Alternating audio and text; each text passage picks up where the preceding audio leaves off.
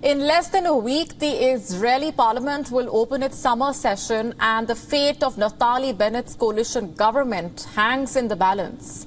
The coalition whip, who had quit the government earlier this month, is now publicly urging her friends in Yamina to quit the coalition. Meanwhile, the Ra'am Party that boycotted the governing coalition over the Jerusalem violence agreed to return to the fold. To get a sense of how the government is planning to deal with this political crisis, WION's Dori Cohen spoke to Jeremy Saltan, the political advisor to the Israeli Prime Minister. Take a listen in. Jeremy, thank you for speaking with WION. Now, I first wanted to ask you about the state of the coalition government. It's obviously been weakened over the last couple of weeks with the departure of MK Idit Silman, and she's now calling on her former colleagues in the coalition government to join her and leave. Do you think that will happen? No, I don't think that will happen. Also, we did see that MK Idit Silman chose not to vote against the coalition in a very crucial House Rules Committee vote just last week. I think she understands that she's in a very delicate place in terms of her own political future, so I'm not so sure she's going to be voting against the coalition very often, even if at all.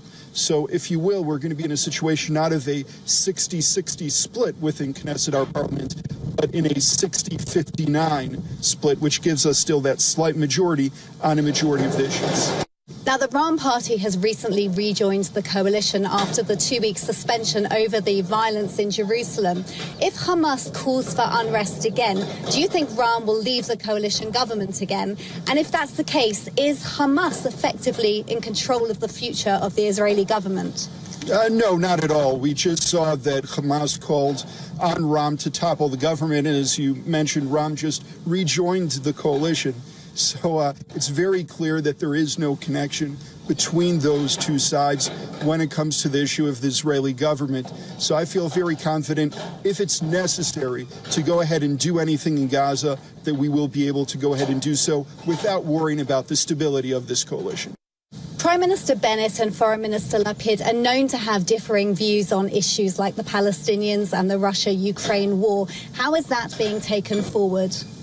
Well, I think on the Russia-Ukraine war, there's a lot more of a, if you will, a unity within both those two gentlemen who are leading this coalition, as well as the entire 8 parties that really make up the coalition. But I will say on the issue of the Palestinians, we're very much in disagreement. We all have different ideas of what is supposed to happen there. That's why there's been no diplomatic process, no political process on that issue during this first 11 months of this government, and expect that to continue moving forward, in which that issue is going to be put to the side because, frankly, there's too much disagreement to see any progress on that moving forward.